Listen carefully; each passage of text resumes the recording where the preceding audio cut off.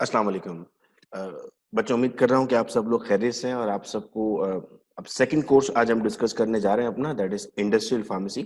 हमें basic no है industrial pharmacy की बिकॉज़ इससे पिछली ईयर सेमेस्टर में हमने इंडस्ट्रियल फार्मेसी को टच किया था और कुछ बेसिक चीज़ें हमने वहाँ पर पढ़ना शुरू की थी। यहाँ पर हम थोड़ा-सा एडवांस पढ़ रहे होंगे और इंडस्ट्रियल फार्मेसी 4th या 2nd सेमेस्टर का मतलब ये है कि आप इस वक़्त अपने आप को इंडस्ट्री के लिए तैयार कर रहे हैं। इस बात को ज़हन में रखिएगा, कुछ बच्चे यूँ समझते हैं कि मैंने ये सोचा है कि मैं हॉस्पिटल की तरफ जाऊँगा, तो इंडस्ट्री इतनी इक्विप नहीं होनी चाहिए मेरी, मैं हॉस्पिटल फार्मेसी में ज़्यादा अगर अपना वक़्त लगाऊँगा तो मेरे लिए फ्यूचर में बेहतर होगा। या कुछ बच्चे ये सोचते हैं कि हमने इंडस्ट्री में जाना सोच लिया है तो हम हॉस्पिटल फार्मेसी, क्लिनिकल फार्मेसी या कम्युनिटी फार्मेसी में इतना इंटरेस्ट नहीं लेंगे, हम इंडस्ट्रियल में इंटरेस्ट लेंगे। याद रहे फार्मासिस्ट कहीं पर भी जाएगा वो अपने टाइटल को डोनेट कर रहा होता है फार्मासिस्ट, उसे इंडस्ट्री की बात भी पता होगी तब जाके वो चीज़ों को आगे अच्छे तरीके से लेकर चल सकता है। टोटल 6 चैप्टर्स हैं हमारे पास इस पूरे कोर्स में। आइए वन बाय वन हम इन चैप्टर्स को आज जिस तरह हमने बायोफार्मास्यूटिक्स में किया था, एक-एक चैप्टर को डिस्कस किया था, आज हम एक-एक चैप्टर को यहाँ पर डिस्कस करते हैं। सबसे पहला चैप्टर बेटा हमारे पास है इमल्जन। देखिए फार्मास्यूटिक्स एक बहुत बड़ी ब्रांच है जिसमें हम कहते हैं सर हम ये सीखते हैं how to convert drug into a medicine. फिर आहिस्ता-आहिस्ता जब आप आगे बढ़ते जाते हैं तो उसकी ब्रांचेस खुलती हैं। आप उनमें नाम देते हैं फिजिकल फार्मेसी का, आप उसमें नाम देते हैं डोजेज फॉर्म का, आप उसमें नाम देते हैं बायोफार्मास्यूटिकल्स का, आप उसमें नाम देते हैं इंडस्ट्रियल फार्मेसी का। अभी जो आपके सामने लिखा हुआ है इमल्जन, सस्पेंशन, सेमी सॉलिड्स, ये सब कुछ आप इससे पहले फिजिकल फार्मेसी में आपने ये पढ़ा था कि इनको बनाने की आपके पास लॉज़ क्या-क्या होंगे, इनमें जो केमिकल मौजूद हैं उनकी प्रॉपर्टीज़ क्या-क्या होंगी। डोजेज फॉर्म में आपने ये पढ़ा कि इनको बनाना कैसे है। अब आपने ये पढ़ना है यहाँ पर कि हम जिस मशीन के थ्रू ये काम करने वाले हैं, हम जिन इक्विपमेंट्स के थ्रू ये काम करने वाले हैं, उनको कैसा होना चाहिए। यानी थोड़ा-सा हम इंजीनियरिंग का टच लेंगे यहाँ पर। फिर हमें साथ में ये पढ़ना है कि जब हम कोई भी फ़ॉर्मूलेशन बनाते हैं, तो हर फ़ॉर्मूलेशन के लिए हमारे पास कुछ इंग्रीडिएंट स्पेसिफिक होते हैं। लेट्स फॉर एग्ज़ाम्पल मेरे ख़्याल से जब हम टैबलेट बनाते हैं, तो शायद ही कोई टैबलेट हो, जिसमें हम लैक्टोज़, स्टार्च, टैल्कम इस्तेमाल ना कर रहे हों। इनमें से कोई ना कोई एक हम लाज़मी इस्तेमाल कर रहे होते हैं, तो इन्हें हम स्पेसिफ़ाई कर रहे होते हैं टैबलेट के लिए। जब हम बात करते हैं सिरप्स की या सॉल्यूशंस की, तो शायद ही कोई ऐसा हो जिसमें हम सॉर्बिटॉल, ग्लिसरीन या शुगर इस्तेमाल नहीं कर रहे या सोडियम सैक्रिन इस्तेमाल नहीं कर रहे। तो ये स्पेसिफ़िक फ़ॉर्मूलेशन कंसिडरेशंस कहला रही हैं यहाँ पर। हम कभी-कभार फ़ॉर्मूलेशन देखकर बता देते हैं कि ये कौन-सा डोज़ेज फ़ॉर्म बनने वाला है। मिसाल के तौर पे इतना तो आपने भी पढ़ लिया है कि अगर मैं आपको कहता हूँ मेरी एक फ़ॉर्मूलेशन में सॉफ्ट पैराफ़िन या हार्ड पैराफ़िन इस्तेमाल हो रहा है, तो ये कौन-सी फ़ॉर्मूलेशन बनने वाली है, कौन-सा डोज़ेज फ़ॉर्म बनने वाला है? चैट बॉक्स हम सबके लिए ओपन है, हम यहाँ पर रिस्पॉन्ड कर रहे होंगे। फ़ॉर्मूलेशन आपके सामने है, सॉफ्ट पैराफ़िन या हार्ड पैराफ़िन की। ठीक है, वेरी गुड रिस्पॉन्सेज़ आ रहे हैं आप लोगों के। कोई ऑइंटमेंट बनने वाला है सर, कोई टॉपिकल बनने वाली है, कोई क्रीम बनने वाली है, तो ये क्या कहला रहा है? आपने इतनी अब तक पढ़ ली है फ़ॉर्मूलेशंस कि आपको इसमें आइडिया होना स्टार्ट हो रहा है कि पेस्ट बन रहा होगा, किस तरीके से हम आगे चल रहे होंगे। फिर यहाँ पर हमें थोड़ा-सा स्टेबिलिटी को पढ़ना पड़ेगा। स्टेबिलिटी लफ्ज़ हमने सिर्फ़ डिफ़ाइन किया था अब तक कि व्हाट बेसिकली स्टेबिलिटी इज़, लेकिन यहाँ पर हमें पढ़ना होगा कि what are the factors and importance of this stability and how industry determine shelf life और half life of a product. एक कंपनी कहती है मेरा प्रोडक्ट है 4 साल की एक्सपायरी है, एक कंपनी कहती है मेरा प्रोडक्ट है 5 साल की एक्सपायरी है। वो क्या करती है सर इसके पीछे स्टेबिलिटी स्टडीज़ करती है। स्टेबिलिटी स्टडीज़ क्या की जाती हैं सर? स्टेबिलिटी स्टडीज़ की जाती हैं डिफरेंट टाइम इंटरवल्स पे। टाइम इंटरवल क्या होते हैं? 0, 6, 12, 18 ये मंथ्स हैं। 0 मंथ्स पे टेस्टिंग की, फिर 6 महीने बाद टेस्ट करेंगे, फिर 1 साल बाद टेस्ट करेंगे, फिर 18 महीने बाद टेस्ट करेंगे, फिर 2 साल बाद टेस्ट करेंगे और उन रिजल्ट्स को इंटरप्रेट करेंगे कि अगर results with in the limits आते हैं तो इसका मतलब है इस ड्यूरेशन तक ये प्रोडक्ट ओके है और हम इस्तेमाल कर सकते हैं।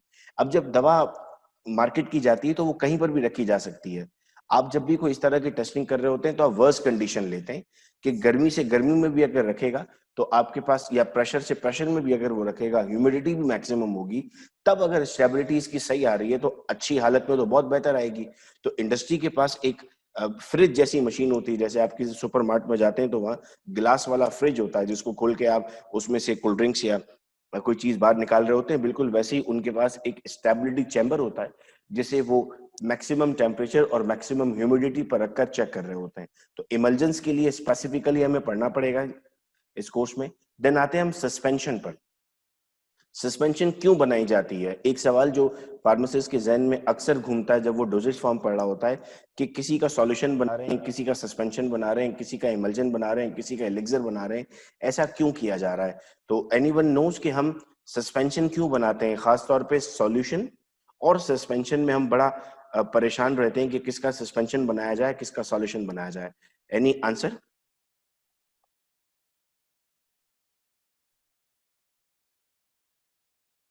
insoluble particles in a medium।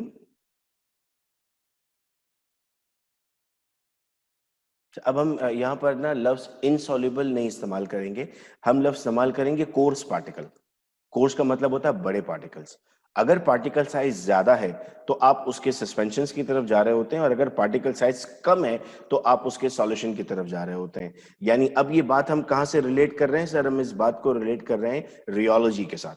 जो माइक्रोमेरिटिक्स के साथ हम इस बात को अब रिलेट कर रहे हैं कि माइक्रोमेरिटिक्स हमें ये बताती है कि एक्चुअली क्या करना चाहिए आपको। और फिर हमारे पास हर जो एक्टिव इंग्रेडिएंट है उसके डिफरेंट ग्रेड्स भी आते हैं, उन ग्रेड्स के मुताबिक हम इस बात को तय कर रहे होते हैं कि हम उसकी सस्पेंशन की तरफ जा रहे होंगे। सस्पेंशन की जब मैं बात करूं, अपने जहन में ब्रुफिन ले आया करें कि ब्रुफिन इज सस्पेंशन। आपको वो सस्पेंडेड पार्टिकल्स में नजर आ रहा होता है, ठीक है। तो हमें यहाँ पर फॉर्मुलेशन देखनी है सस्पेंशन की। या इंटरेस्टिंग ये है कि हम हो सकता है कि इसे फॉर्मुलेट करना भी सीख लें, एक छोटी सी डिजाइन बना लें कि क्या क्या चीजें उसमें जा सकती हैं। सस्पेंशन के इंग्रेडिएंट्स कौन कौन से होंगे और फिर हर इंग्रेडिएंट का फंक्शन क्या होगा। जैसे 12 क्लास में हमने इस बात को डिस्कस किया है कि सर हमारे पास जब हम शुगर डालते हैं तो शुगर रिक्रिस्टलाइज हो सकती है। उस रिक्रिस्टलाइजेशन को रोकने के लिए हम उसमें सॉर्बिटॉल डाल रहे होते हैं।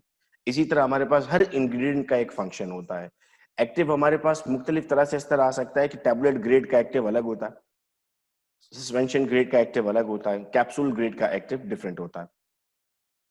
Equipment used in the preparation and testing methods in a pharmaceutical suspension।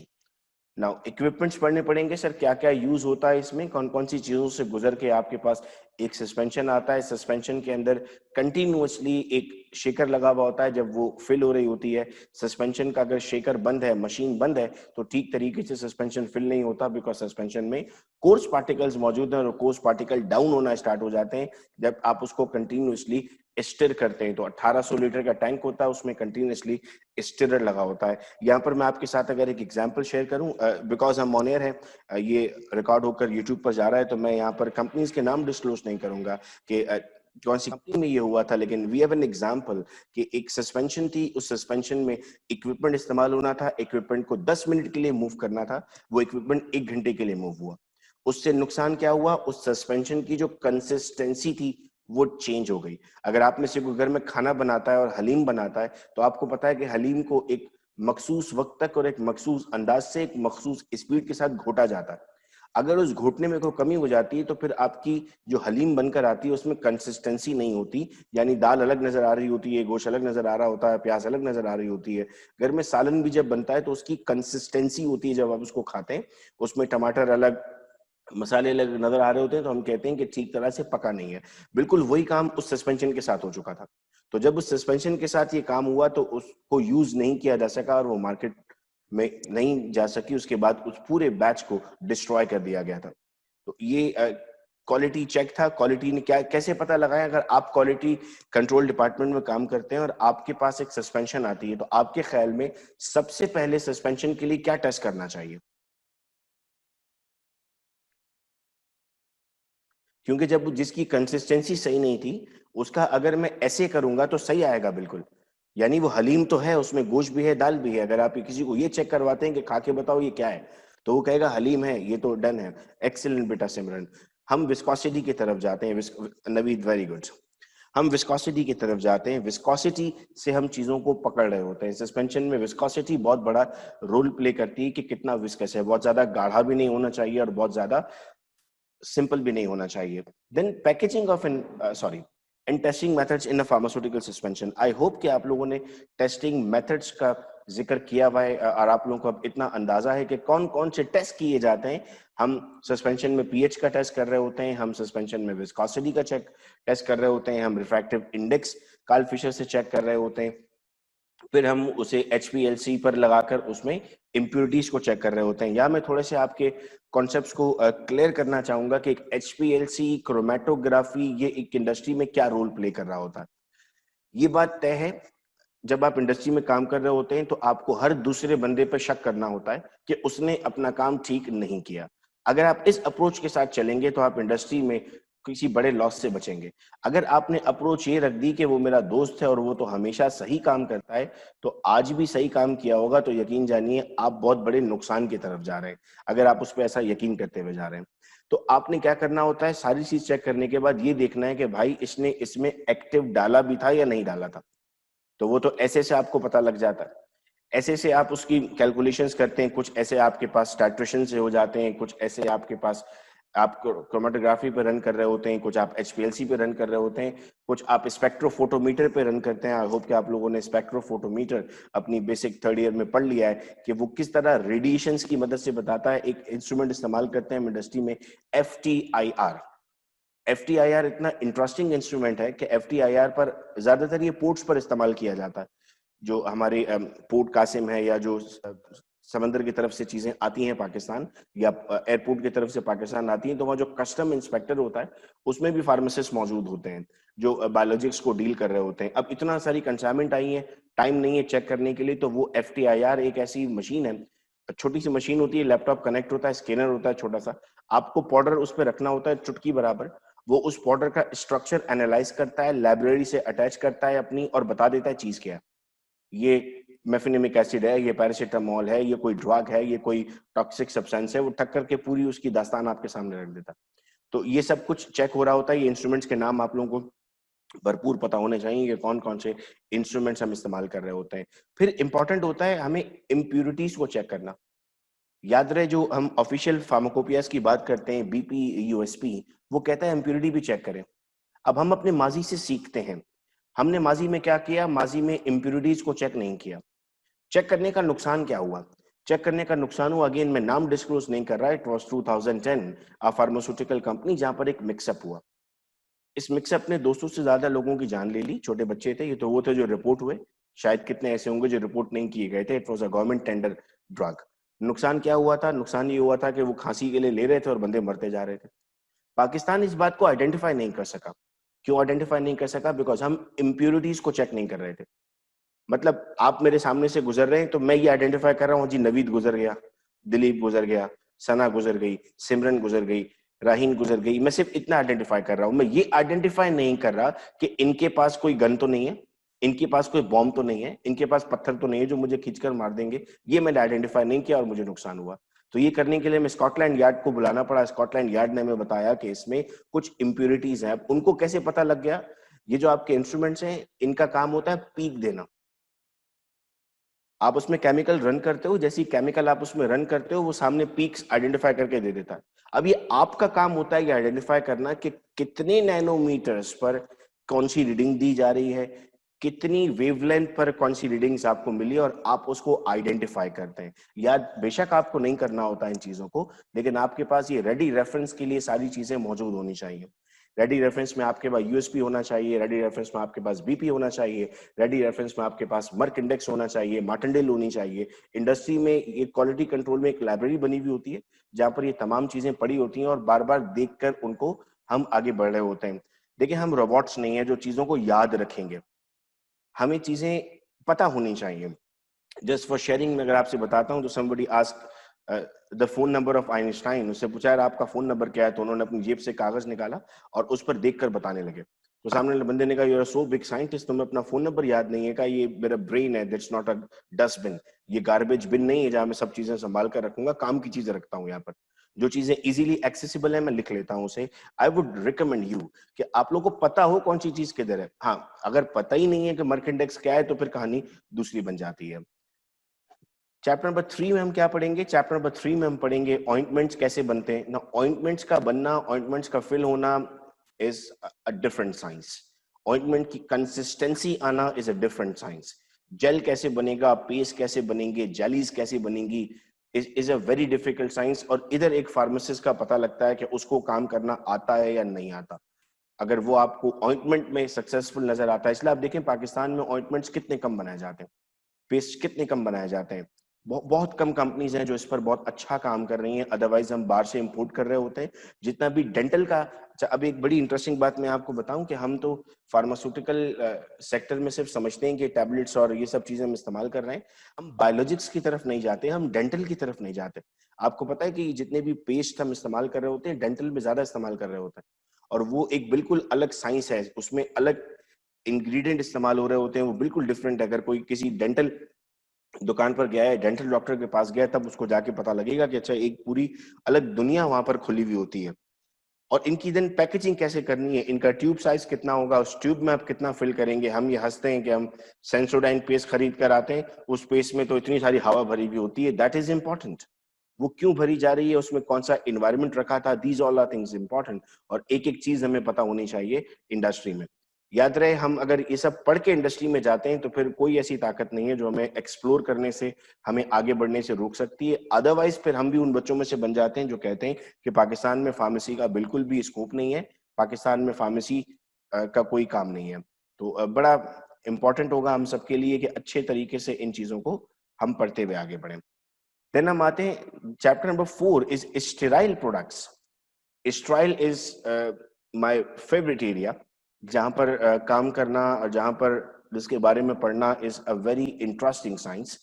बहुत इंपॉर्टेंट है हमारे लिए ये जानना कि sterile products, aseptic products, septic products, इनके फर्क क्या होंगे। बहुत इंपॉर्टेंट है हमारे लिए जानना कि हम माइक्रोब्स को रोक कैसे रहे हैं, माइक्रोब्स को खत्म कैसे कर रहे हैं। वेरी इंटरेस्टिंगली मैं यहाँ बड़ी जिम्मेदारी के साथ आपसे ये बात शेयर करता हूं कि हम किसी भी एरिया को माइक्रोब फ्री नहीं कर सकते, जीरो नहीं कर सकते माइक्रोब काउंट हम किसी का। क्यों नहीं कर सकते जीरो, साइंस ने इतनी तरक्की कर ली है, हम क्या ऐसा एरिया डेवलप नहीं कर सकते कि हम वहां पर जीरो कर दें माइक्रोब काउंट। Any response?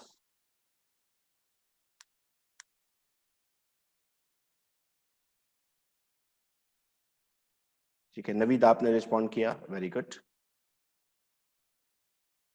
क्योंकि जो चलते फिरते आप है ना, आप बॉम्ब है माइक्रोब के।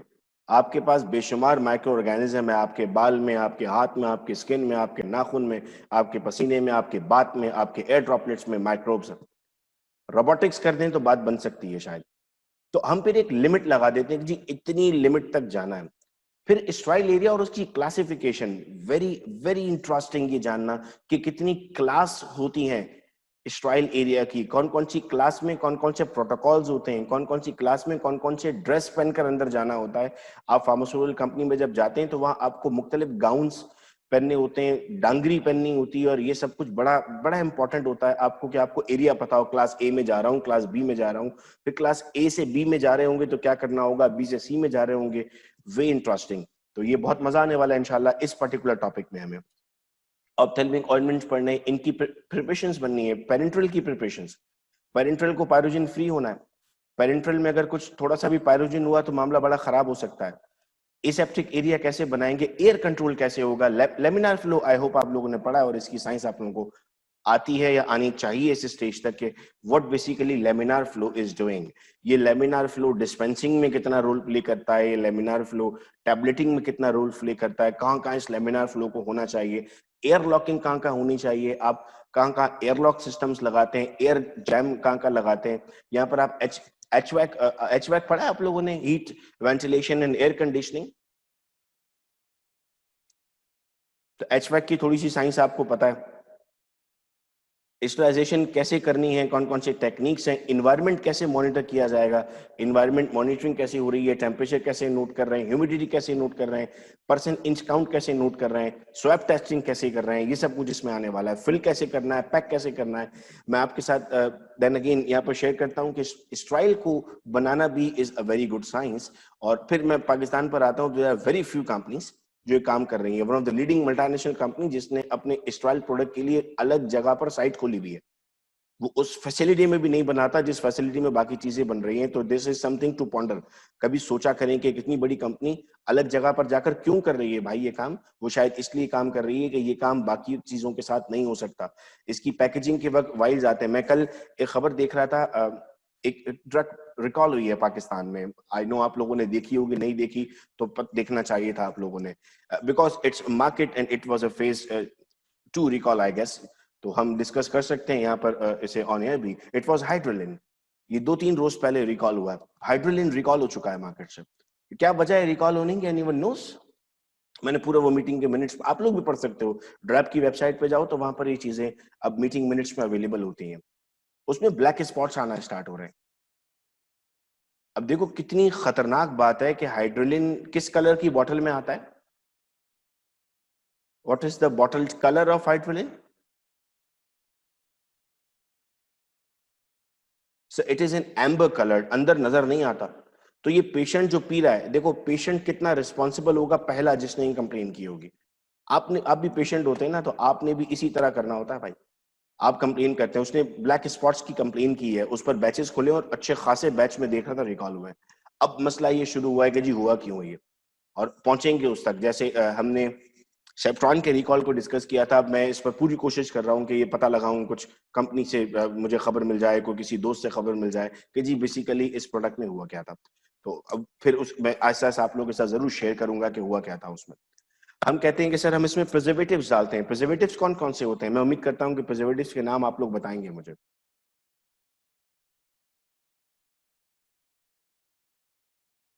No, sugar is not a preservative. Sugar तो बड़ी खतरनाक चीज है माइक्रोब को जनरेट करने के लिए। ये 4-5 बच्चे कमेंट कर रहे हैं, बाकी लोग क्या लगा के सो गए? नो, अल्कोहल नहीं है। नहीं बेटा नवीन, प्रिजर्वेटिव तो वो होगा जो माइक्रो ऑर्गेनिज्म को मारने के लिए। यस निम्रा, आपका जवाब सही है। बेंजोएट्स, बेंजोएट्स, मिथाइल पैराबेन्स, प्रोपाइल पैराबेन्स, ये सब होते हैं हमारे पास। नो, क्रॉस कार्मेलोस नहीं है। क्रॉस कार्मेलोस तो एक्सीपिएंट है। नहीं रहीन, सॉर्बेट्स भी नहीं है। तो जितने भी पैराबिन्स हैं, जितने भी बेंजोएट्स हैं, ये इस्तेमाल हो रहे होते हैं for this purpose. Now methyl paraben, propyl paraben साथ में इस्तेमाल किया जाता है। Again I will share, according to pharmacopoeias इसकी भी टेस्टिंग करनी चाहिए। एक्टिव भी चेक होता है, प्रिजर्वेटिव भी चेक होता है। पाकिस्तान में शायद ही कुछ कंपनीज हैं जो काम कर रही हैं, सिवाय मल्टीनेशनल कंपनीज के। लोकल कंपनीज में काम नहीं कर रही, या तो पता तो सबको होता है, परफॉर्म नहीं करना चाहते। देखिए हम हर जगह पर ना सुकून ढूंढते हैं यार, अब कौन हर बैच में इसको भी चेक करेगा? लाजिम है चेक करना, बिकॉज मैंने अपनी लाइफ में इनकी कमी की वजह से भी बैचेस को रिकॉल होते हुए देखा। बिकॉज अगर ये बैच आगे जाता है, नहीं सॉल्ट इसलिए नहीं डाल सकते बेटा हम, क्योंकि अगर सॉल्ट डाला और कोई हाइपरटेंसिव पेशेंट ले रहा है तो वो हाइपरटेंशन से मर जाएगा, उस मसले से नहीं। Then antioxidants, solubilizers, suspending agents, buffer, stabilizers, नहीं हम बहुत माइन्यूट क्वांटिटी में बेटा डाल रहे होते हैं, तो उसमें हम बेंजोएट रखते हैं। आई ड्रॉप स्ट्राइल नहीं होते भाई। तो इसमें ना बड़े आप लोगों के मिसकंफ्यूजन्स भी होंगे, जिसको हमें दूर करना है। और मैं हर दफा ये बात करता हूँ आपसे कि मैं जो बात कर रहा हूँ वो भरपूर साइंस की बात कर रहा हूँ, भरपूर रेफरेंस के साथ बात कर रहा हूँ। मैं किसी पर्सनल ओपिनियन को डिफेंड नहीं कर रहा हूँ। अगर हमें कहीं ये पता लगा है कि जी ये स्ट्राइल होते हैं, इनको स्ट्राइल होना होता है, तो बहुत माजरत। हम बिल्कुल साइंस की बात करेंगे और किताब को साथ रखते हुए चल रहे होंगे। आई ड्रॉप्स स्ट्राइल नहीं होते। हाँ, हम उन्हें एसेप्टिक एनवायरनमेंट में जरूर जनरेट कर रहे होते हैं। फिर ये in process control of parenterals करना है। स्टेरिलिटी, स्टेरिलिटी, कितना स्ट्राइल है, leakage test, pyrogen test, clarity test, ये भी बेहतरीन साइंस है इंशाल्लाह। फिर आपको पैकेजिंग पढ़नी है। पैकेजिंग कैसे होती है, पैकेजिंग मटेरियल कितना हेल्पफुल होता है। आपने देखा है कभी कभी दोनों तरफ एल्यूमिनियम फॉइल होती है, कभी कभी एक तरफ एल्यूमिनियम फॉइल होती है, एक तरफ पीवीसी होती है। तो इसको हम नाम देते हैं alu alu packing, alu PVC packing, amber coloured packing. कुछ बोतलें जैसे सिकेट्रिन अगर आपने से किसी ने देखा है तो वो डब्बे में आता है, या फॉलिक एसिड आपने देखा है तो वो डब्बे में आता है, उसकी स्ट्रिप्स नहीं आती। तो ये मर्जी नहीं होती बनाने वाली की आज मेरा दिल कर रहा है तो मैं डब्बे में डाल देता हूँ, कल मेरा दिल करेगा तो मैं स्ट्रिप में डाल दूंगा। उसके पीछे भी हमारे पास साइंस है कि वो किस तरीके से करना है। पैकेजिंग मटेरियल की स्टेबिलिटी बहुत इंपॉर्टेंट है। पैकेजिंग लाइंस पर किस तरह काम किया जाएगा, किस तरह हर टैबलेट की स्ट्रिप पर एक्सपायरी आनी चाहिए, किस तरह हर टैबलेट की स्ट्रिप पर हमारे पास बैच नंबर आना चाहिए, पूरा कंटेंट आना चाहिए। पैकेजिंग एरिया कैसा होना चाहिए, class A, class B, class C, class D. Packaging equipment आप यूज कर रहे हैं वो कैसी होनी चाहिए। फिर सेफ्टी मेथड्स, सेफ्टी मेथड्स इसलिए इंपॉर्टेंट है बिकॉज मैं हर साल ये देखता हूं कि फार्मास्यूटिकल इंडस्ट्रीज में या बाकी इंडस्ट्रीज में इंसिडेंट्स बड़े होते हैं। उन इंसिडेंट से लोगों की जान भी जा सकती है या फिर उन्हें कोई बड़ा नुकसान हो सकता है। मैंने अपनी आंखों के सामने हाथ कटते हुए देखा है लोगों का, सिर्फ सेफ्टी को यूज ना करते हुए। चलती मशीन में हाथ डाल के शाहरुख खान बन के उसको ठीक करने की कोशिश की, चारों उंगलियों से हाथ धो बैठे। तो सेफ्टी कंसर्न्स हमें पता ही नहीं होते हैं कि सेफ्टी क्या होती है, किस तरह गार्ड करना होता है मशीन को। तो सेफ्टी पर हम बहुत बात करने वाले हैं, केमिकल पर, फायर हैजर्ड्स पर बहुत बात करने वाले हैं हम। हमें इनबिल्ट हो जाना चाहिए। आपको पता है कुछ इंडस्ट्रीज में एक डिपार्टमेंट होता है, कुछ इसे OHE, oral health and, OHS का नाम देते हैं, ओरल हेल्थ एंड सेफ्टी, कुछ इसे EHS का नाम देते हैं, एनवायरमेंटल हेल्थ एंड सेफ्टी। तो और इसकी जॉब्स आती हैं, बहुत अच्छी अच्छी जॉब्स होती हैं, उसमें फार्मासिस्ट की रिक्वायरमेंट होती है। देखो फार्मासिस्ट को एक ऑलराउंडर अगर होगा ना, तो वो बड़ा आसानी से हर जगह बैठ जाता है। आप एक चीज को पकड़ के बैठ गए ना, मैं तो इंडस्ट्री में टैबलेट बनाना जानता हूँ क्योंकि मैंने इंटर्नशिप में प्रोडक्शन में देखी थी, तो जिंदगी भर वो आप गोलियां बनाते रहेंगे, आपके पास कोई इनोवेशन नहीं होगी। इन्फ्लेमेबल गैसेस, डस्ट, इनसे कैसे बचना होता है, इमरजेंसी ड्रिल कैसे करनी होती है, ये सब बहुत इंपॉर्टेंट है। और अब एक बड़ी अच्छी बात है, खुशखबरी है हमारे लिए। मैं तो फ्रॉम द डे वन इस बात को का कायल रहा हूं कि आप लोगों का विजिट होना चाहिए, आप लोगों को इंडस्ट्री जाना चाहिए, आप लोगों को इंडस्ट्री जाना चाहिए। इस मर्तबा ये बहुत इंटरेस्टिंग हो गया है कि काउंसिल का सिलेबस खोला हुआ है मैंने, और इधर नोट में लिखा हुआ है study tour. A visit to pharmaceutical industries will be an integral part of the syllabus and will prepare and submit a report about operations in pharmaceutical industry that will be evaluated in practical examination. तो ये line तो मेरे लिए सबसे खूबसूरत line है कि इसको पढ़ने के बाद मेरा तो दिल बहुत बड़ा हो जाता है, आप लोगों का भी होगा, कि भाई अब इस मर्तबा हमें करनी है एक इंडस्ट्री विजिट। पूरी क्लास या 10-10 बच्चों को लेकर जाऊंगा, पूरी इंडस्ट्री समझाऊंगा और आप लोग एक रिपोर्ट बनाएंगे। तो इसके तो मार्क्स हो गए, और जिस चीज की मार्क्स हो गई है वो तो बेस्ट बात हो जाती है। तो मेरे लिए भी मामला बहुत आसान हो गए बात करने के लिए कि मुझे ले जाना बहुत जरूरी है। और आप लोगों के लिए गुड न्यूज हो गई कि इस दफा इंडस्ट्री ट्रिप आप लोगों को लाजमी मिलेगी। ये आप लोगों के पार्ट ऑफ कोर्स है, पार्ट ऑफ सिलेबस है आप लोगों का। इंडस्ट्री में कोशिश करूंगा एक ऐसी इंडस्ट्री में आप लोगों को ले जाऊं जहां पर हम बहुत अच्छे तरीके से सीख सकें चीजों को, हम और हम अच्छे तरीके से लेकर चल सकें आगे चीजों को। तो ये हमारा इंशाल्लाह बेटा पूरा कोर्स होगा। इंडस्ट्रियल जब हम पढ़ेंगे बड़ा इंटरेस्टिंग होगा। उधर जब हम होते हैं तो बेटे जब मल्टीनेशनल कंपनीज हम विजिट करते हैं तो वहां से दूर से खड़े होकर दिखाया जा रहा होता है कि ये देख लीजिए, ये देख लीजिए, ये देख लीजिए। कभी भी अपनी अगर ट्रेनिंग आपको करनी है या आपको विजिट करने, तो कोशिश करें लोकल कंपनीज में करें। मल्टीनेशनल कंपनी आपको दूर से दिखा देती है, वो देखो चिड़िया जा रही है, ये चिड़िया है, बस वो आपको हाथ भी नहीं लगाने देती उसको। मैंने अपनी जो कैरियर का आगाज किया था, it was Adamjee pharmaceuticals, a very local company. बहुत सारे लोग जानते भी नहीं है इसको, लेकिन जो काम मैंने वहां सीखा वो काम मैं GSK में भी नहीं सीख सका था। तो ये मेरा आपको पर्सनल मशवरा है। बच्चे इस स्टेज पे क्या सोचते हैं, हमें मल्टीनेशनल कंपनी में जाना चाहिए, हमें मल्टीनेशनल में जॉब करनी चाहिए। मल्टीनेशनल में अगर आप जॉब करते हैं, पहली जॉब अगर आप करते हैं, तो आप अपने कैरियर में चीजें सीखते नहीं है। शायद ही कोई बंदा ऐसा होगा जो आपको ये मशवरा दे रहा है कि लोकल में जॉब करना। आपको जितने लोग मिलेंगे वो सब कॉलर पे हाथ रख के कहेंगे जी मल्टीनेशनल में जॉब करना, मल्टीनेशनल में जॉब करना। मेरी आपसे रिक्वेस्ट है, लोकल में पहली जॉब करना भाई। लड़के लड़कियां जो इस वक्त सुन रहे हो, लोकल में पहली नौकरी करो, आपको चीजें समझ में आ जाएंगी। पाउडर उठाने देंगे आपको, मल्टीनेशनल आपको पाउडर को हाथ नहीं लगाने देगा, वो कहेगा आपका काम नहीं है, ये वर्कर का काम है।